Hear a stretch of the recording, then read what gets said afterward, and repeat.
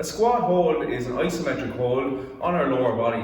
We really want to get this right, so we really activate and around our quad muscles and our groin area. So from the starting position, feet are outside the hips. From here, you're going to sit down, keep your knees pushed out. When we get down to parallel, so our hips are in line with our knees, we pull our elbows just inside the knee and we use our hands to lever them out and really create some tension around our hip and groin area as well as our quads. So from the side, feet outside the hips, we're going to sit down and back, and then we're going to lever the knees out to create that tension along the groin. And that's a squat hold. It's an isometric lower body exercise. We're going to hold tension on our glutes, which is our backside, for a period of time to create tension. So we're going to lie down on the ground. You're going to bring your heels right in towards your bum. Lie on the ground, hands on the ground. From here, you're going to push your knees up and out towards the opposite walls, and your hips come up towards the roof. So it's up, out, and hold the top position, really pushing the knees out to create tension. So to show you from the front, lie down, heels in, hands on the ground, up and out, and hold this position and keep pushing the knees out to create tension along the side of the glute. And that's your glute bridge hold. Squats are one of your lower body compound movements, meaning we're going to engage more than just one muscle when we're doing it. One of the biggest and strongest movements the body can complete, and being able to do a body weight squat efficiently is super important. Our starting form should be feet just outside the hips to create some room for our hips to sit down into the squat. I like to keep my toes slightly pointed out, and most people will, to engage that extra mobility at the bottom of the squat. From here, we're going to sit back slightly and we're going to keep our knees tracking over the toe and sit down and then drive back up from the outside of the knee. From the side, feet just outside, toes slightly pointed out, and we're going to track that invisible line with our knee over the toes out at an angle to give our hips the space to sit down. So back, out, and drive up. To get a really good squat, we want to get this hip crease here in under the knee, which means we're breaking parallel, and then drive up, and keeping our torso as upright as possible throughout the movement. Any questions on the squat? A lunge and a reach is a great total body dynamic exercise to really get the blood flowing in the body. We use it for warm-ups mostly.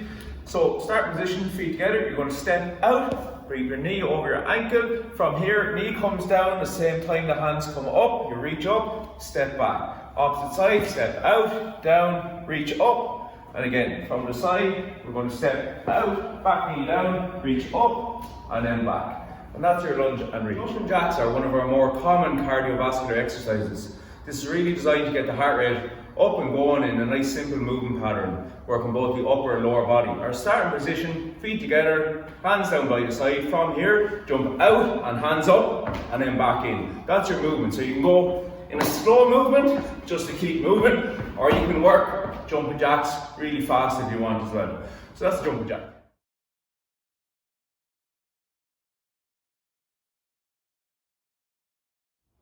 Squats are one of your lower body compound movements, meaning we're going to engage more than just one muscle when we're doing it. One of the biggest and strongest movements the body can complete, and being able to do a body weight squat efficiently is super important.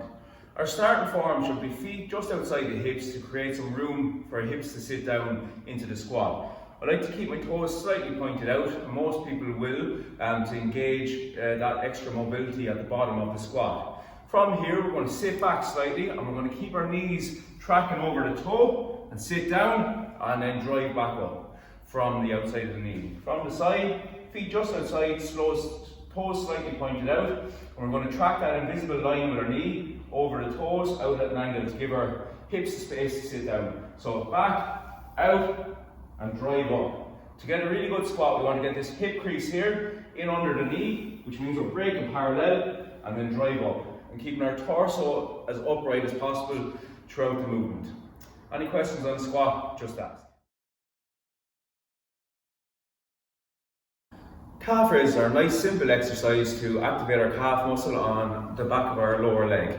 So starting position is feet about shoulder width position. You're going to focus on pushing through your big toe and the ball of your foot here. So in around these areas, rather than the weight shifting out onto your little toes. So from here, stand nice and straight, push up through the big toe and the ball of the foot, keep nice and sturdy, and back down. From the side, feet shoulder width, you're going to push up, squeeze, back down, up, and back down. So small little squeeze at the top to really engage the muscle and it's a nice happy leg. Glute bridge is a hamstring dominant movement, similar to a glute bridge, but we're really going to isolate each hamstring individually and get some really good work in. Our starting position is on the ground, so we lie flat on our back. From here, you're going to bring one heel right in towards your bum. You're going to bring the other leg straight up. Push your knees together, so you've really pushed them together and keeping them nice and straight. Lie flat on the ground. From here, you're going to push your hips up to the roof and keep everything where it is. So up, down, down. You'll really feel this on the hamstring of the leg that's on the ground. The opposite side then, knees together again, up, down, down. And that's called a single leg glute. Squats are a really good lower body squat variation to really engage our quad muscles. So from your starting position is down on the ground. We're going to bring our front ankle under our knee, our back knee under our hip, and we're going to have our toe dug in at the back. I'll show from the side in a moment. From here, we want to keep our torso nice and upright, hands together, and you're going to stand up and then bring your knee back down and back up and down. If you find that your knee is sore to tap off the floor, you can put something soft underneath, like a cushion or a towel or something like that. Or the alternative is just bring your knee towards about an inch off the ground and then stand back up. So from the side, starting position, we have ankle just under or in front of the knee, back knee is under your hip, back toe is dug in, and keep our torso nice and straight. We don't want to lean forward in this. So stand up nice and straight, and then stand, bring the knee back down, and up.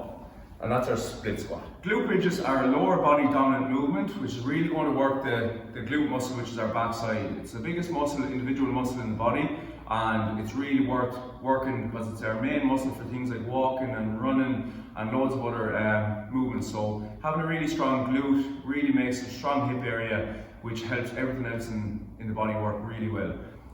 So we're going to start off by lying to the ground. Heels are going to come right in towards the bum. Your feet are about shoulder width apart. From here, lie flat down, put your hands on the ground. You're going to push your knees up and out, so towards the opposite walls, and your hip area is going to go straight towards the roof.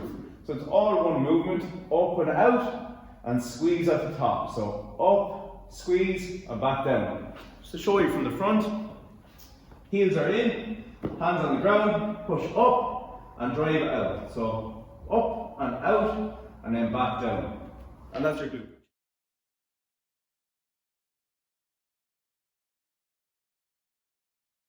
A flutter kick is a lower abdominal core movement where we're going to engage our hip flexors throughout the movement and really work the lower part of our core. Your starting position is on the ground, lying on your back. I like to pull my knees into my chest, which means our lower back is on the ground. From here, you're going to push your feet out about 6 inches off the ground and keep your toes pulled back towards you. This engages our hip flexors, which is the driving force behind the movement.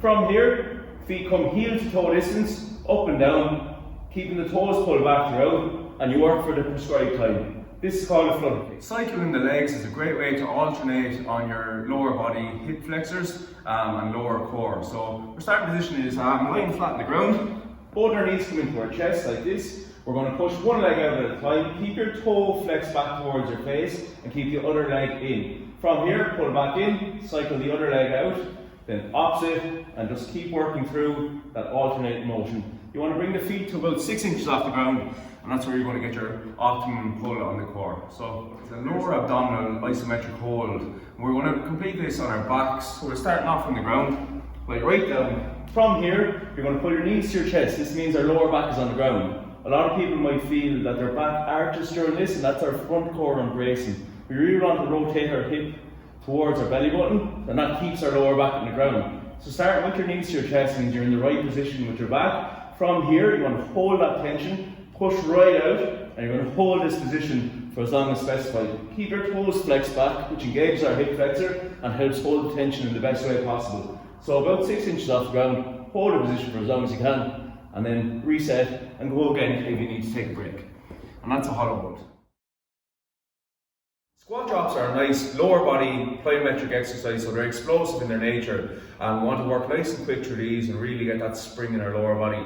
So feet start together. From here you're going to jump out and sit down, then spring up off the toe, back in and out.